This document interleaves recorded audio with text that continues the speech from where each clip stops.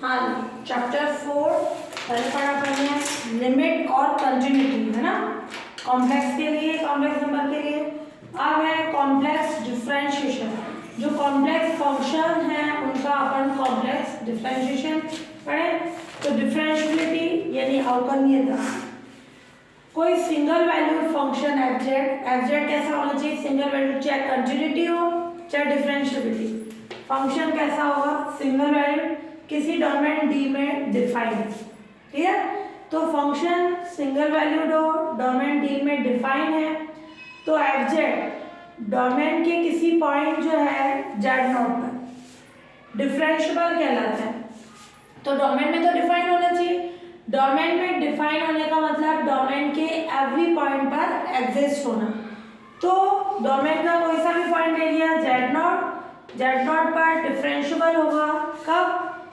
कि f dash Z zero, है ना। जब डेरिवेटिव की बात कर रहे हैं तो क्या हो जाएगा? F dash z naught equals to limit delta Z tends to zero f of Z naught plus delta Z minus F of Z naught upon delta Z. ये क्या होता है? वैल्यू फाइनाइट बोल सकते हो इस वैल्यू को, या एग्जिस्ट होना बोल सकते हो। तो अगर एफ डैश जीरो की ये जो वैल्यू है limit delta Z tends to zero f of Z naught plus delta Z minus F of Z naught upon delta z, अगर ये फाइनाइट है तो ये जेड नॉट पर क्या कहलाता है? डिफरेंशिएबल। उसको किससे डिनोट करेंगे? एफ डैश जेड नॉट से। या इसको यूं भी बोल सकते हैं limit Z tends to Z naught और ये F Z minus F of Z naught upon Z minus Z naught. अपन ने रियल में पढ़ा था, जैसे ये था limit X tends to A F of X minus F of A X minus A, real values के लिए पढ़ा था। यहाँ x की जगह कौन है? z। फिक्स वैल्यू कौन है? a की जगह z नॉट। तो limit x tends to a था तो यहाँ limit z tends to z naught f of x, यानी f ऑफ x की जगह क्या आ जाएगा? f of z minus f of a यानी f of z naught upon x minus a यानी z माइनस z नॉट की condition. अब इसी को अपन ने पढ़ा था limit x tends to zero. Clear? जब x a की तरफ टेंड कर रहा है तो h किसकी तरफ टेंड करेगा? जीरो। और इस x की जगह क्या आ गया? a plus H minus F of a, और ये x की जगह a प्लस एच माइनस, ये कैंसिल हो गया। क्लियर? ये अपन ने रियल नंबर्स के लिए डिफरेंशिएबिलिटी पढ़ी। अब यही डिफरेंशिएबिलिटी अपन किसके लिए पढ़ रहे हैं? कॉम्प्लेक्स नंबर के लिए। ये डेफिनेशन ले लो, या फिर अपन कंडीशन ले रहे हैं जैसे h का, तो यहाँ h कौन लेते हैं? Delta z। Limit delta z tends to zero, यहाँ अपने क्या होता है? x टेंड्स टू a तो a प्लस एच आ जाता है, तो a कौन है? z naught plus delta z minus F of z naught, और ये h बचा यानी डेल्टा z। तो ये डेफिनेशन ले, ये वैल्यू अगर फाइनाइट है देन फंक्शन डोमेन के पॉइंट जेड नॉट पर क्या कहलाता है? डिफरेंशिएबल। तो फंक्शन सिंगल वैल्यूड होना चाहिए। क्लियर? और उस डोमेन में क्या होना चाहिए? डिफाइन का मतलब डोमेन के एवरी पॉइंट पर एग्जिस्ट। डोमेन का कोई सा भी पॉइंट लेना है जेड नॉट पर डिफरेंशिएबल होगा जब ये वैल्यू अपने फाइनाइट आ जाएगी।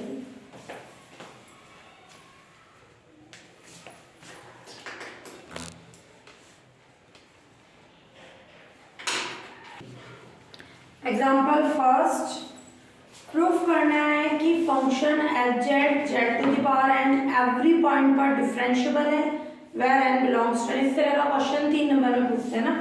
गिवन फंक्शन है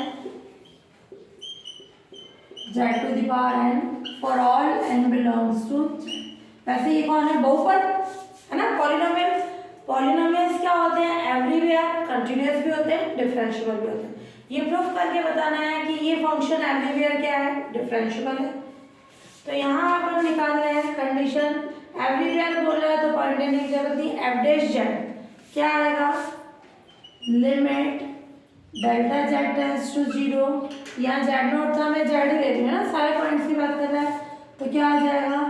Z plus delta Z function में माइनस एफ ऑफ जेड और अपॉन क्या आ जाएगा डेल्टा जेड। इजी वे में कौन सा फॉर्मूला लेना है, एच टेंस टू 0 है ना, क्योंकि अगर अपन लेते हैं जेड टेंस टू वापस चेंज करना पड़ता है, ये फॉर्मूला हो गया। तो limit delta z tends to 0, यहाँ जेड नोट होता है वो पर्टिकुलर एक पॉइंट की बात करता है, अपन सारे पॉइंट्स की बात कर रहे हैं, तो ये कंडीशन निकालनी है ना। और चाहे तो तुम लिख सकते हो ये आर्बिट्री पॉइंट, ठीक है, जेड नॉट लेके इस पे लिख सकते हो ये आर्बिट्री पॉइंट, यानी अपनी इच्छा से कोई सा भी कॉम्प्लेक्स नंबर ले ले, और नहीं तो जनरल जेड की फॉर्म में रखो। तो क्या आ जाएगा, फंक्शन है ये F of Z plus del Z, क्या हो जाएगा जेड प्लस डेल जेड की whole power N minus Z की पावर एन, ये by equation first upon delta Z. Clear, F of Z plus del Z है तो यहाँ जेड प्लस डेल्टा जेड रखें, तो जेड प्लस डेल्टा जेड की whole power N minus Z की power N upon delta Z. फिर अब अपन कंडीशन लें इसमें, ये limit delta z tends to 0, क्या आ जाएगी condition, limit delta z tends to 0 और यहाँ इसकी सीरीज ओपन करें। एन कौन है, नेचुरल नंबर, जब ये नेचुरल नंबर होता है तो डायरेक्ट एक्स प्लस ए की होल पावर एन की बाइनोमियल से सीरीज ओपन करेंगे। अगर एन नेगेटिव हो या भिन्न में हो, फ्रैक्शन में हो, तो सीरीज डायरेक्ट ओपन नहीं होती है, उसको पहले इस फॉर्म में चेंज कराना पड़ता है। क्लियर, यहाँ नेचुरल है 1 2 3 की फॉर्म, तो डायरेक्ट ओपन होगी, तो क्या आ जाएगा जेड की पावर एन एक्स की पावर, फिर एन इसकी एक पावर कम होगी into delta Z, N minus 1 factorial 2 Z की power N minus 2 delta Z उसका होल स्क्वायर। कितनी नंबर ऑफ टर्म्स होती है, अगर ये एन है तो एक ज़्यादा होती है एन प्लस 1, तो लास्ट होते होते क्या आ जाएगा अपने पास डेल्टा जेड की होल पावर एन, ठीक है, और माइनस जेड की पावर एन, और ये अपॉन डेल्टा जेड, ठीक है, जेड की पावर एन से स्टार्ट होता है, लास्ट डेल्टा जेड की whole power n, and number of terms कितनी होगी एन प्लस 1 की फॉर्म में, ये इससे कैंसिल हो गया। क्लियर, और अब डेल्टा जेड कॉमन निकालना है, तो क्या आ जाएगी condition, average z limit delta z tends to 0, delta z common निकाल गए एन जेड की पावर एन माइनस 1, और ये एन माइनस 1 फैक्टोरियल 2 जेड की पावर एन माइनस 2, एक डेल्टा जेड बच जाएगा। क्लियर, और ये डेल्टा जेड की power N minus 1 upon the delta z cancel. अब अपन क्या कर रहे हैं, लिमिट लगा दें, जब डेल्टा जेड टेंस टू 0 लेंगे कि ये हाई टर्म सारी क्या हो जाएगी 0, तो क्या आ जाएगा इससे एन जेड की पावर एन माइनस 1, ये एग्जिस्ट होगा, ये कैसी वैल्यू है फाइनाइट ही है, मैं एन कुछ भी रखूँ 1 रखूँ जेड की पावर 0 एन हो जाएगा, 2 रखूँ 3 रखूँ किसी भी फॉर्म में रखूँ तो ये एग्जिस्ट हो जाएगी। हाँ, अगर ये आती है अपने पास फॉर्म, अगर इसमें मैं जेड 0 रखती तो क्या ये एग्जिस्ट होता, अगर मैंने जेड 0 रखा 0 की पावर एन 1 होता, 0 की पावर 0 इंडिटरमिनेट फॉर्म एग्जिस्ट नहीं होगी, तो ये जेड ऊपर आने पर यानी मैं जेड की कोई सी भी कॉम्प्लेक्स नंबर रखूँ और एन नेचुरल नंबर में है तो ये पॉजिटिव तो वैल्यू आएगी, जेड की पावर 1 माइनस 1 यानी 1 माइनस 1 यानी 0। क्लियर, तो इससे क्या आ जाएगी कंडीशन, अपने पास ये फाइनाइट वैल्यू हो जाएगी, तो इसका मतलब हो गया ये फाइनाइट हो गई, सो गिवन फंक्शन क्या हो जाएगा F Z everywhere differentiable. Clear, ये प्रूफ हो गई कंडीशन।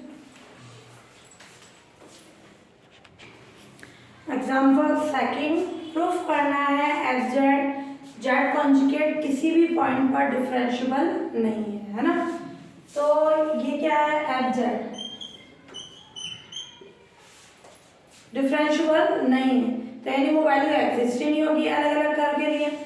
तो एवरी पॉइंट की बात कर रहा है तो मैंने एफ डैश जेड ले लिया, limit delta Z tends to 0 और क्या आ जाएगी condition, F of Z plus delta Z minus F of Z upon delta Z, limit delta Z tends to 0, F of Z ये है तो क्या आ जाएगा, जेड प्लस डेल्टा जेड का whole conjugate minus F of Z यानी Z conjugate upon delta Z.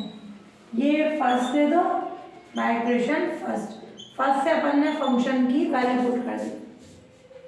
अब इसको सिंप्लीफाई करें, limit delta Z tends to 0, ये कितना हो जाएगा, z conjugate delta Z conjugate minus z conjugate, है ना। अलग अलग कर सकते हैं किस कंडीशन से, Z1 प्लस Z2 का होल कॉन्जुगेट क्या होता है, Z1 conjugate plus Z2 conjugate, ये आ गई कंडीशन, अपॉन डेल्टा जेड, ये जेड कॉन्जुगेट से जेड कॉन्जुगेट कैंसिल हो गया। अब अपन क्या बताएंगे, उसमें तो सिंपल कंडीशन आ गई, वो फाइनाइट वैल्यू हो गई, ये इस फॉर्म में आ गई। तो यहाँ डेल्टा जेड कॉन्जुगेट क्या होगा, जैसे ही मैंने ये डेल्टा जेड कितना हो जाएगा, ये x क्या जेड क्या होता है, x प्लस आटा वाई, देन डेल्टा जेड क्या होगा, डेल्टा x प्लस आटा डेल्टा वाई। जैसे ही मैं z की वैल्यू x y की फॉर्म में रख रही हूँ तो लिमिट्स भी क्या आ जाएगी, डेल्टा x टेंड्स टू 0 और डेल्टा y टेंड्स टू 0, और ये डेल्टा जेड कॉन्जुगेट क्या हो जाएगा, ये भी डायरेक्ट लिख दो, क्या होगा, delta x minus iota delta y। तो ये क्या आ जाएगी condition, delta x plus iota delta y, इसका तो कॉन्जुगेट आएगा तो माइनस आयोटा,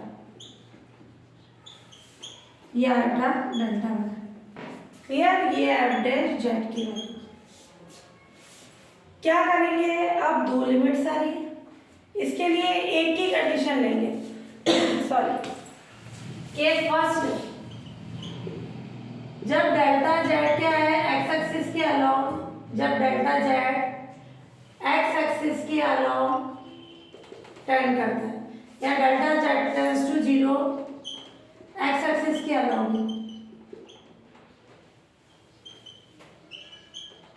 है ना। ये वैल्यू किसके अलोंग है, एक्स एक्सिस के, तो एक्स एक्सिस में डेल्टा वाई कितना हो जाएगा, 0। क्लियर, ध्यान से देखना, मैं जेड की बात नहीं कर रही हूँ, अगर जेड एक्स एक्सिस के अलोंग है तो वाई 0 होगा, जेड है तो यहाँ कौन है, डेल्टा जेड एक्स एक्सिस के अलोंग है तो कौन 0 हो जाएगा, डेल्टा वाई। तो क्या आ जाएगी कंडीशन इस इक्वेशन सेकंड से, and delta Z tends to 0 है तो डेल्टा एक्स किसकी तरफ टेंड करेगा, 0। By equation second F dash Z क्या हो जाएगा, limit delta x tends to 0, delta Y अपन ने 0 रखा तो ये क्या आ जाएगी condition, delta X upon delta X. Clear, इससे कैंसिल करा है, कितना आ गया 1 पे लिमिट लगाए तो कांस्टेंट में लिमिट लगाएंगे तो क्या होगा, कांस्टेंट, ये आ गया 1, ये इक्वेशन थर्ड।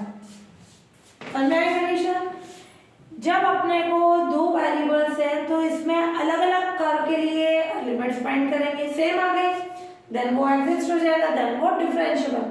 तो यहाँ अपन ने लिया जब डेल्टा जेड एक्स एक्सिस के अलोंग हो रहा है तो डेल्टा वाई 0, डेल्टा वाई 0 है तो क्या होगी कंडीशन, डेल्टा जेड किसके इक्वल हो जाएगा, डेल्टा एक्स बन जाएगा ना, क्योंकि डेल्टा जेड कौन है, delta x plus delta y, delta y 0 हो गया, ये फॉर्म आ गई। तो एफ डैश जेड 1 हो गया। और केस सेकंड ले लें अपन इसी में, जब डेल्टा जेड वाई एक्सिस के अलोंग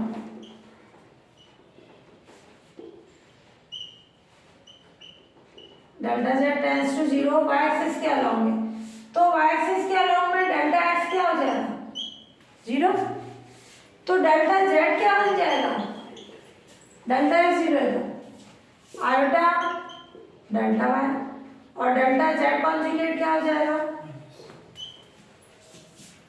तो by equation second limit delta y tends to 0, delta z की ये वैल्यू कॉन्जुगेट वाले की ये वैल्यू, ऊपर डेल्टा z कॉन्जुगेट है ना, माइनस ये प्लस, कैंसिल कराओगे तो इससे क्या आ जाएगा -1, यानी ये कितना आ गया -1। तो यहाँ एवरेज जेड की वैल्यू 1 आ गई, यहाँ -1 आ गई, दो अलग अलग वैल्यू आ गई, इसका मतलब ये कहीं पे भी डिफरेंशिएबल नहीं होगा। क्लियर, इस तरह का क्वेश्चन 3 मार्क्स में आता है।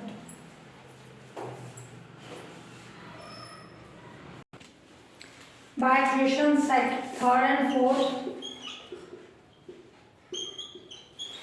क्या आ गया 1 नॉट इक्वल्स टू -1, इसका मतलब एवरेज जेड क्या है, यूनिक नहीं है, यूनिक का मतलब केवल एक ही वैल्यू होनी चाहिए, इसका मतलब एवरेज जेड जो है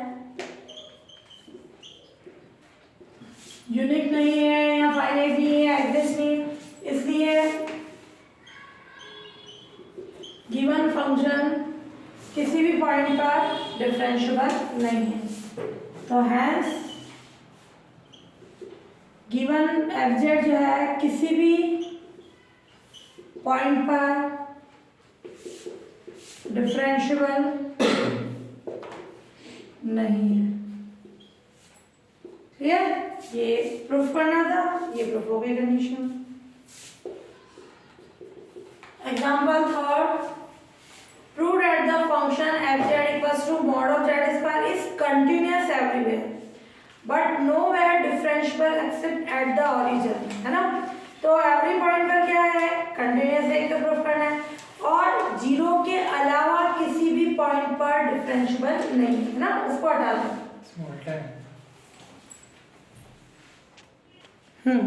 तो function f z equals to mod of Z square, ये बताना है कंटिन्यूअस होना चाहिए everywhere but not differentiable except at the origin, origin के अलावा किसी भी पॉइंट पर डिफरेंशिएबल नहीं है। तो पहले कंटिन्यूटी चेक कर लें,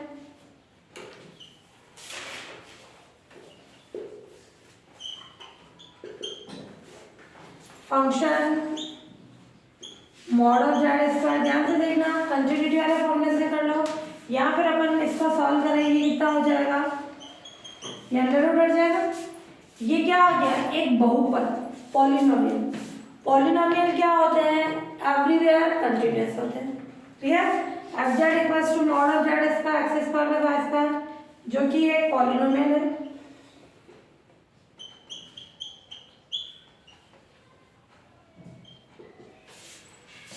इसलिए यह एवरीवेयर कंटिन्यूअस है। डिफरेंशिएबिलिटी के लिए इसका डिफरेंशियल निकालना पड़ता है। क्लियर, इसी को चेक करके बतानी पड़ेगी कंडीशन। तो ये क्या आ जाएगा f of z equals to ये, यानी इसमें मैं एक्स वाई की कुछ भी वैल्यू रखूँ एक फाइनाइट वैल्यू तो आएगी। क्लियर, तो ये क्या हो जाएगा एवरीवेयर कंटिन्यूअस। क्या डिफरेंशियल अपन इसका डायरेक्ट इजीली कर सकते हैं, क्या डायरेक्ट करते हैं क्या मॉड का, नहीं, इसे इसको सॉल्व करके बताना पड़ेगा।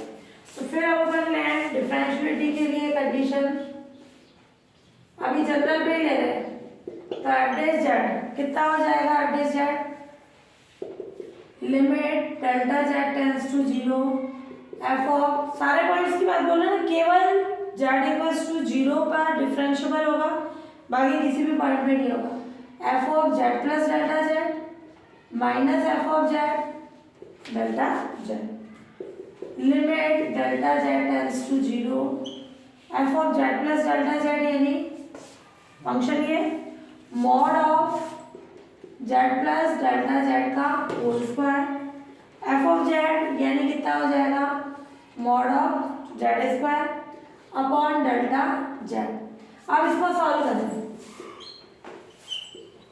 ध्यान से देखना इसका सिंप्लीफिकेशन। मॉड ओपन करते हैं तो क्या आएगा, Z plus delta Z, Z plus delta Z का whole conjugate minus Z Z conjugate upon delta Z. Clear? जो भी फॉर्मूला अप्लाई करो, अपन ने मॉड ऑफ जेड स्क्वायर लिया, वो क्या ले लिया, जेड जेड कॉन्जुगेट। तो इसकी क्या कंडीशन हो जाएगी अपने पास,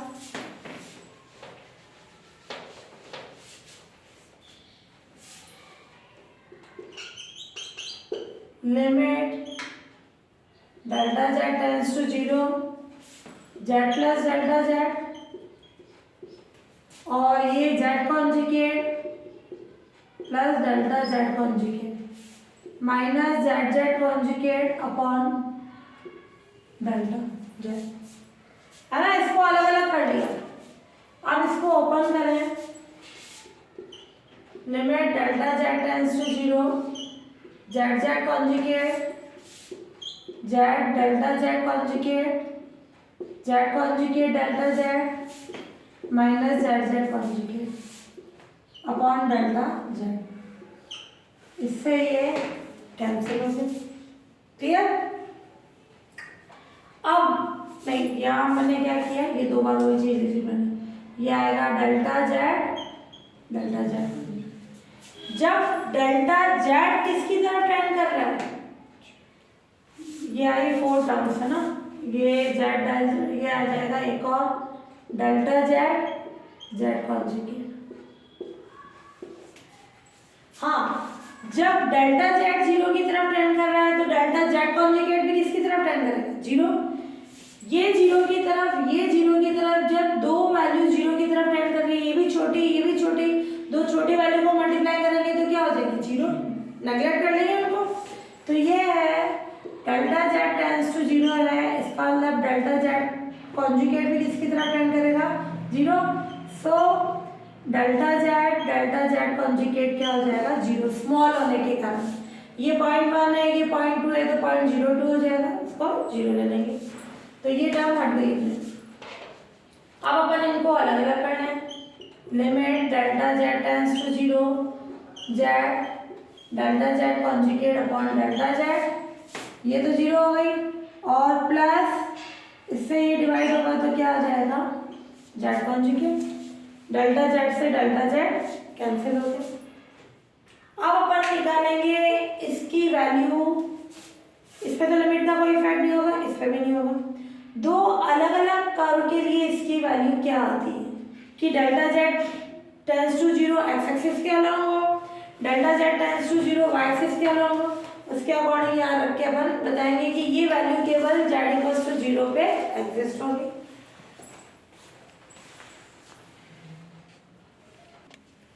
हाँ, अब अपन लेते हैं इसको इक्वेशन, ये एवरेज है, इस पे लिमिट का कोई इफेक्ट नहीं हो रहा है, ये बाहर आ गया। Limit delta Z tends to 0, delta Z conjugate upon delta Z, और इस पे भी कोई लिमिट का इफेक्ट नहीं होगा, जेड कॉन्जुगेट। ये इक्वेशन आ गई अपने पास फर्स्ट, एवरेज जेड। अब केस फर्स्ट है, जब डेल्टा जेड एक्स एक्सिस के अलाउंग या delta Z tends to 0 x axis के अलाउंग लेने पर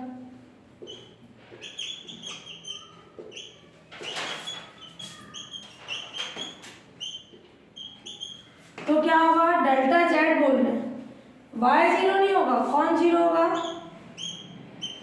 डेल्टा। इस चीज का ध्यान रखना कि डेल्टा जेड 0 की तरफ टेंड कर रहा है तो डेल्टा वाई 0 होगा, अगर जेड 0 की तरफ टेंड करता है तो वाई 0 होता है ना, इन दोनों में डिफरेंस है। ये डेल्टा वाई के इंक्रीमेंट की कंडीशन है।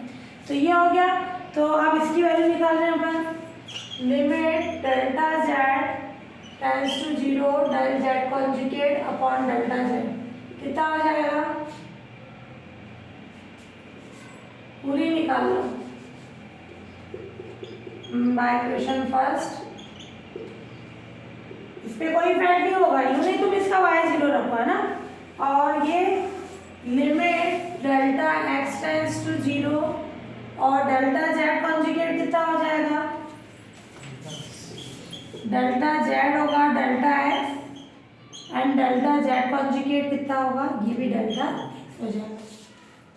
तो ये क्या हो जाएगी condition, del x upon del x plus z conjugate, है ना, इनमें कोई इफेक्ट नहीं हुआ। जेड लिमिट लगाई तो ये क्या हो जाएगा 1, यानी जेड प्लस जेड कॉन्जुगेट, ये एफ डैश जेड की वैल्यू हो गई। ये इक्वेशन सेकंड। और केस सेकंड, जब डेल्टा जेड क्या हो टेंड्स टू 0 वाई एक्सिस के अलोंग लेने पर,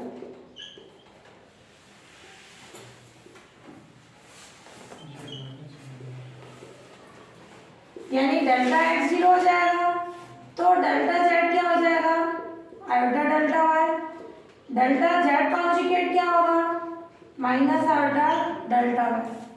तो ये एफ डैश जेड कितना हो गया by equation first, z limit delta Z tends to 0 है तो क्या हो जाएगा, डेल्टा वाई टेंड्स टू 0, और डेल्टा जेड की जगह iota delta y minus iota delta y और प्लस जेड कॉन्जुगेट। इस पे लिमिट लगाई तो क्या है, minus z plus z conjugate. ये किसकी वैल्यू आई, एफ डैश जेड की। क्लियर। अब इक्वेशन सेकंड और थर्ड से देखें, एफ डैश जेड कितना है, ये क्या ये दोनों इक्वल है, कब होंगे इक्वल, जेड 0। तो इक्वेशन सेकंड और थर्ड से एफ डैश जेड केवल यूनिक है जब जेड 0 है। जेड 0 के अलावा में कुछ भी वैल्यू रखो, ये दोनों अलग अलग आ गए, अलग अलग आ गए यानी लिमिट ही अलग अलग आ रही है, यानी यूनिक नहीं हुई तो वो एग्जिस्ट नहीं होगी। तो सेकंड और थर्ड से अपन बोलेंगे कि f dash z z equals to 0 पर यूनिक होगा और इसके अलावा किसी भी पॉइंट पर यूनिक नहीं है, तो जेड इक्वल्स टू 0 के अलावा फंक्शन डिफरेंशिएबल नहीं है। वो प्रूफ हो गया, वही करना था। हाँ, तो अब अपने क्या आ गई condition, by equation second and third, clear, f dash z is unique only z equals to 0। Clear, z 0 पे यूनिक होगा, क्यों, क्योंकि इधर 0 प्लस 0 कॉन्जुगेट यानी 0 और इधर भी माइनस 0 प्लस 0 कॉन्जुगेट यानी 0, उसके अलावा सब जगह वो क्या होगा, यूनिक नहीं होगा। तो इसलिए hence given f z equals to mod of Z square, z equals to 0 के अलावा किसी भी पॉइंट पर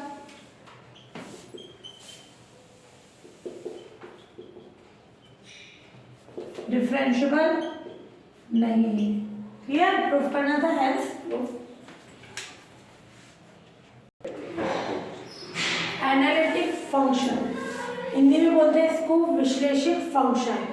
कोई function f z Z naught पर एनालिटिक होगा, ध्यान से समझना, कोई फंक्शन है एफ जेड नॉट पर एनालिटिक होगा अगर जेड नॉट का जो नेबरहुड है उसके एवरी पॉइंट पर डिफरेंशिएबल हो। जैसे ये कोई पॉइंट है जेड नॉट, इसका नेबरहुड है, जैसे आसपास के पॉइंट्स का सेट, ये नेबरहुड हो गया, ये हो गया, उसके एवरी पॉइंट पर अगर डिफरेंशिएबल है तो अपन बोलेंगे z equals to Z naught पर क्या हो जाएगा, एनालिटिक। क्लियर, ये पर्टिकुलर एक पॉइंट की बात कर रहा है। और किसी डोमेन में एनालिटिक होगा, डोमेन का मतलब जैसे कोई पूरा ही मैंने ले लिया इंटरवल, तो अगर कोई फंक्शन डोमेन में एनालिटिक होगा यानी उस डोमेन के एवरी पॉइंट पर डिफरेंशिएबल होना चाहिए। तो एनालिटिक फंक्शन का मतलब वो डिफरेंशिएबल होना चाहिए। क्लियर, ये डिफाइन आती है तो क्या होगी कंडीशन, कोई फंक्शन एफ जेड किसी point z equals to Z naught पर एनालिटिक कहलाता है इफ जेड नॉट के एटलीस्ट, इफ जेड नॉट के एटलीस्ट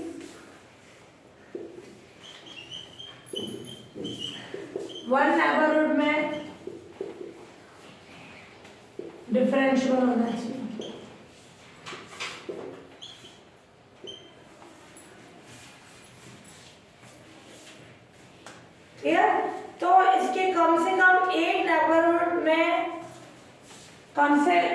वन नेबरहुड के एवरी पॉइंट पर डिफरेंशिएबल होना चाहिए।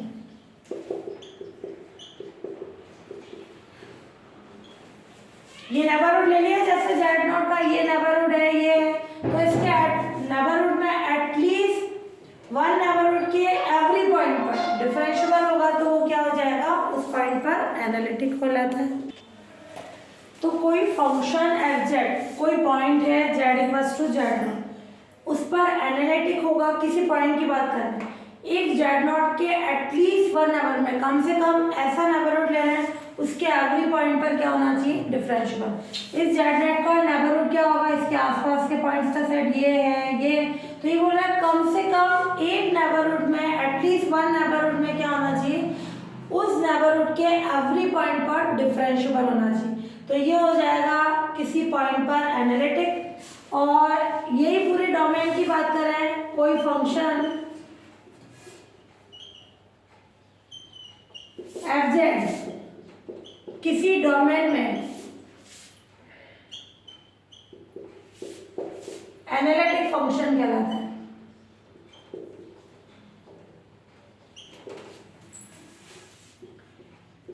इफ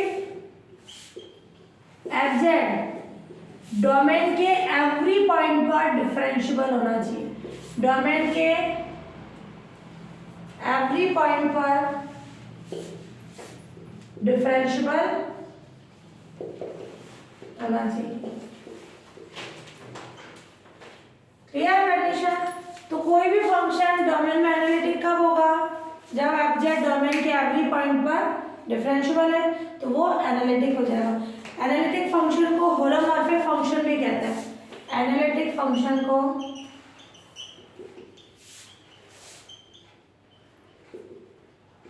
होलोमॉर्फिक फंक्शन भी कहते हैं।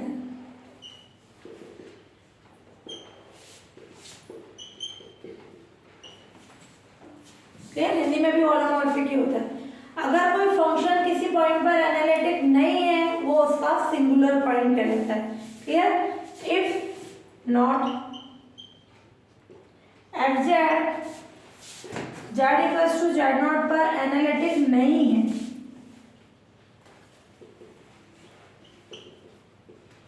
Then z equals to Z naught f z का सिंगुलर पॉइंट कहलाता है ना, विचित्र बिंदु।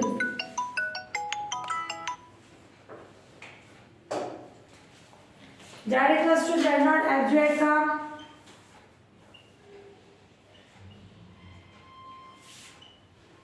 सिंगुलर पॉइंट कहलाता है ना, विचित्र बिंदु हिंदी में होगा।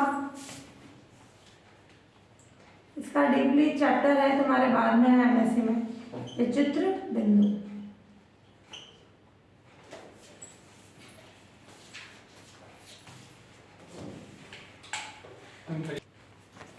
हाँ, necessary and sufficient conditions for FZ to be analytic, very important है ये, है ना। ये आता है, ध्यान से सुनो, लॉन्ग क्वेश्चन में ओनली नेसेसरी पार्ट भी पूछते हैं स्टेट एंड प्रूफ में, क्लियर, या ओनली सफिशिएंट पार्ट भी पूछते हैं स्टेट एंड प्रूफ में, या पूरा ही 15 नंबर का आ जाता है नेसेसरी और सफिशिएंट कंडीशन, है ना। कि नेसेसरी कंडीशन क्या है, इसकी आवश्यक प्रतिबंध, लेट एफ जेड किसी डोमेन में एनालिटिक है ना, F Z function f Z के किसी डोमेन, ये स्टेटमेंट है इसका नेसेसरी कंडीशन का ना, ये स्टेटमेंट। तो फंक्शन एफ जेड के किसी डोमेन में एनालिटिक होने के लिए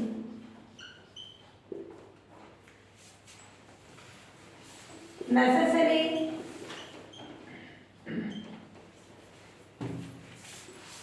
के लिए नेसेसरी कंडीशन है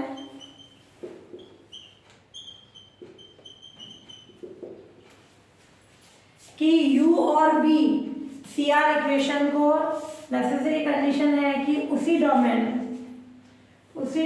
में u और v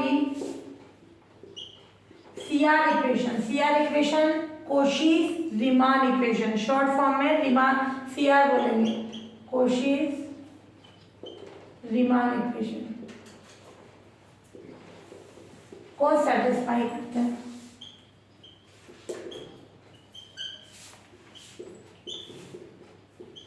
यानी del u upon del x is equals to del v upon del y and del u upon del y is equals to minus del v upon del x। ध्यान से समझना क्या बोल रहा है।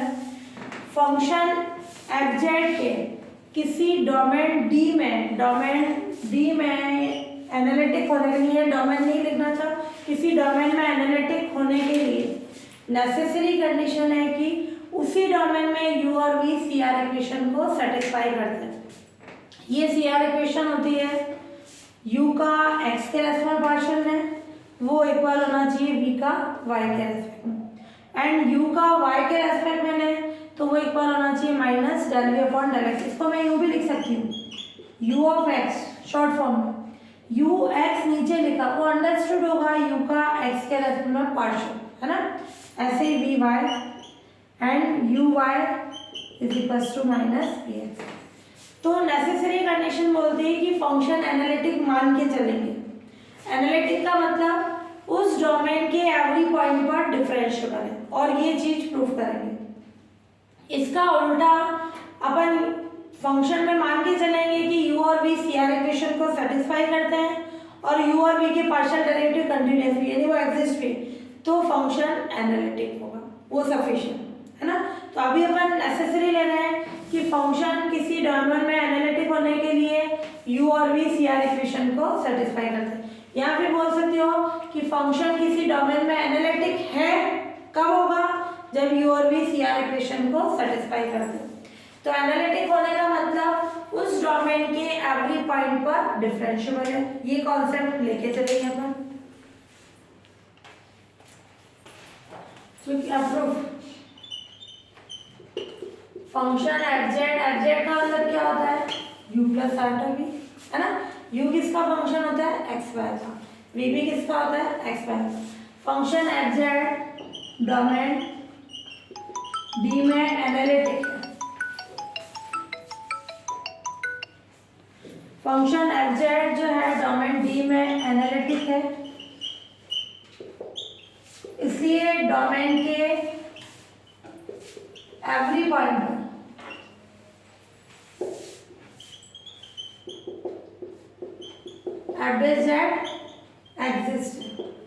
एग्जिस्ट है बोल सकते हो, यूनिक है बोल सकते हो, या फंक्शन डिफरेंशिएबल है। क्लियर, सेम बात, तीनों का मीन सेम है। तो एफ जेड होगा क्या, limit delta Z tends to 0 F of Z plus delta Z minus F of Z upon del Z की कंडीशन। इससे क्या फॉर्म बन जाएगी, limit delta Z tends to 0 Z plus delta z. ध्यान से देखना, एफ ऑफ जेड ये है, इसका मतलब क्या होता है, u किसका फंक्शन, एक्स वाई का। जब मैं जेड प्लस डेल्टा जेड ले लूँ, यानी जेड में इंक्रीमेंट हो रहा है, तो क्या कंडीशन आ जाएगी, u x plus del x y plus del y plus iota v x plus del x y plus del y. ये पूरा f of Z plus del Z की वैल्यू होगी, समझ आ गया। एफ जेड ये है, जब यहाँ जेड प्लस डेल जेड है तो इनमें भी तो एक्स में increment x plus delta x होगा, वाई में क्या होगा, वाई प्लस डेल्टा वाई। और फिर एफ जेड है, एफ जेड का मतलब u x y plus iota we x y ये, और डेल्टा जेड क्या हो जाएगा, delta x plus iota delta y. जैसे ही मैंने इनको एक्स वाई में चेंज किया,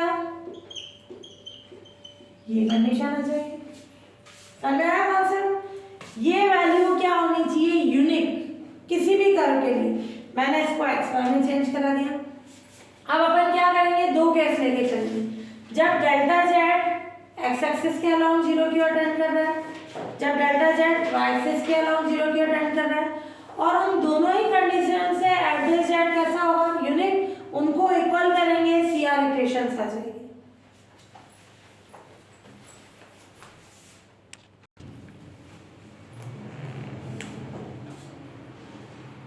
हाँ, इसको दे देना इक्वेशन फर्स्ट, है ना, ये एफ डैश जेड की वैल्यू।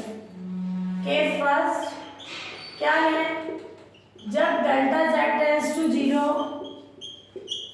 एक्स एक्सिस के अलोंग, डेल्टा जेड बोल रहा है तो एक्स एक्सिस के अलोंग डेल्टा वाई क्या हो जाएगा, 0, क्लियर। और डेल्टा जेड टेंड्स टू 0 है, देन डेल्टा एक्स किसकी तरफ टेंड करेगा, 0। सो बाय इक्वेशन फर्स्ट से क्या आएगा, F dash Z limit delta x tends to 0 U, delta Y में 0 रख लो सब में, क्या आ जाएगा, U X plus del X और ये Y iota we X plus del x, ये Y U x Y minus iota we x Y upon delta X. Condition आई सर में। अब इसी को मैं चेंज करा रही हूँ, ध्यान से कॉन्सेप्ट समझना है। डेल्टा एक्स टेंड्स टू 0 है, यू वाली वैल्यू साथ में, U X plus del x Y और minus you X upon delta X, इस पे लिमिट, फिर iota limit delta x tends to 0, limit जहाँ जहाँ फंक्शन होता है वहाँ चली जाती है, वी वाला कॉन्सेप्ट मैंने साथ में ले लिया अपॉन डेल एक्स, क्लियर। ये आ गई कंडीशन, ध्यान से समझना। तुमने फर्स्ट प्रिंसिपल ऑर्डिनरी का पढ़ा है तुमने, जैसे डेल्टा एक्स टेंड्स टू 0 है तो डेल्टा एक्स की कंडीशन, वाई में कोई इंक्रीमेंट नहीं हो रहा है, एक्स में इंक्रीमेंट हो रहा है, तो यहाँ जब एक से ज़्यादा वेरिएबल्स होते हैं, एक्स में इंक्रीमेंट डेल्टा एक्स से divide limit delta x tends to 0, तो ये किसकी कंडीशन बन जाएगी अपने पास,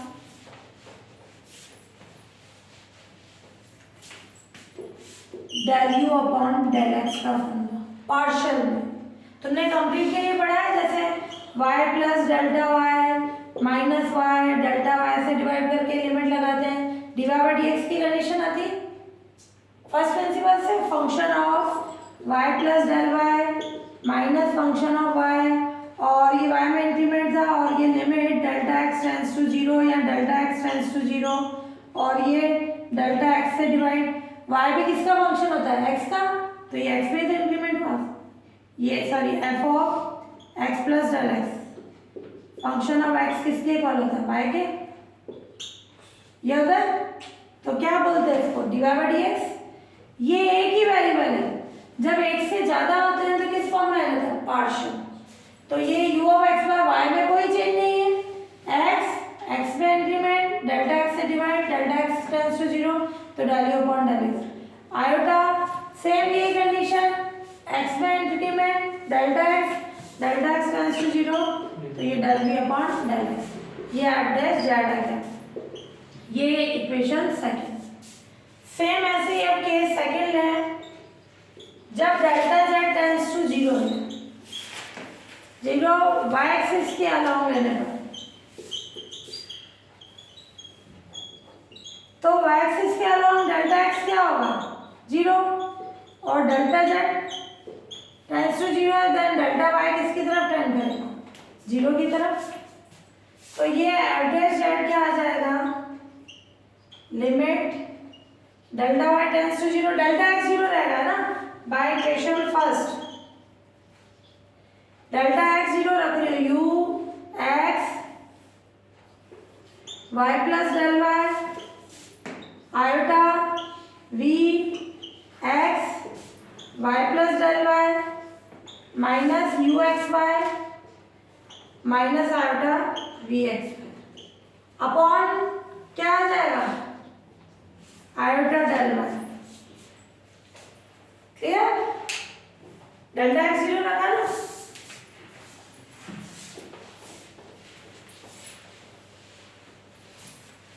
तो क्या फॉर्म बन जाएगी, इसमें भी यू वाले साथ में ले लो, वी वाले साथ में ले लो, तो ये 1 अपॉन आयोटा तो बाहर ले लो ना,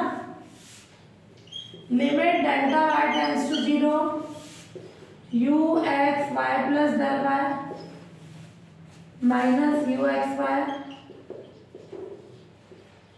डेल्टा वाई। क्लियर? 1 आयोटा बाहर आया और इनका आयोटा कॉमन निकलेगा। Limit delta y tends to 0, v x y plus del y minus v x Y upon delta y. Clear? हाँ, अब ये किसका मामला हो जाएगा? 1 आयोटा का मतलब क्या होता है? Minus iota. कैसे? आयोटा से ऊपर नीचे इंटू कराते हैं, ये आयोटा स्क्वायर माइनस पर यानी माइनस आयोटा। ये किसका मामला हो गया? एक्स का कांस्टेंट, वाई में इंक्रीमेंट, डेल्टा वाई से divide, delta y tends to 0, तो यू का वाई के रेस्पेक्ट में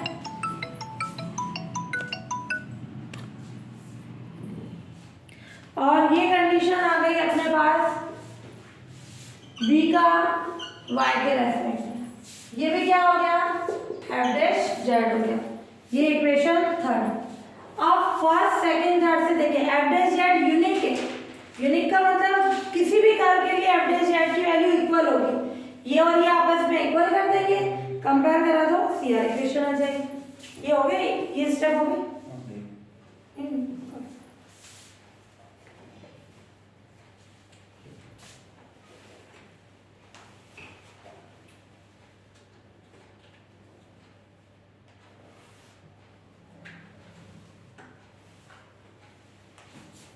अब हो गई, इस वाली कर दो। एक सेकंड फोटो खींच लो।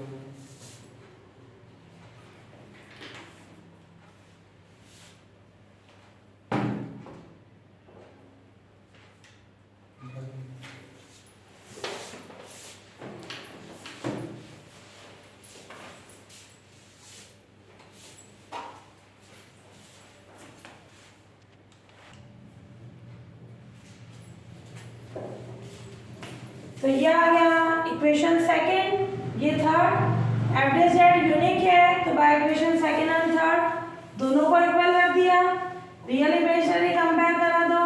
क्लियर? ये आ गई CR इक्वेशन। ये फंक्शन के एनालिटिक होने की कंडीशन हो गई।